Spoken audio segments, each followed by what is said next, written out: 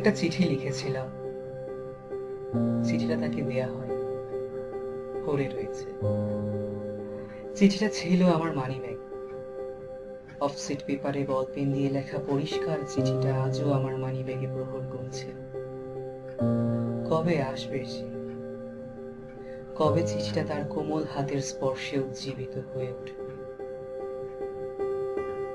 তারও যে চিঠি দেওয়ার কথা ছিল, সে কি লিখেছিল?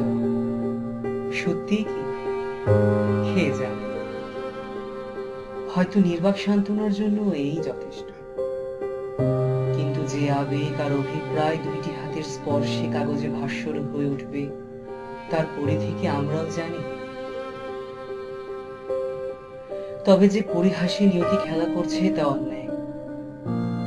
এই অসুস্থ লীলায় তাই অসম বিবেচনা বোধের দরুন ঝরে পড়ল ফুলের কুড়ির মতো সৌরভ। না, চিঠিটা আর রাখা গেল না। ছিঁড়ে ফেলেছি, ছিঁড়ে কুটি কুটি করে ফেলেছি। প্রত্নতাত্ত্বিক ওই হরিশ খুঁজে খাম ছড়াবে না, আর সেও এসে মাথা ঠুকে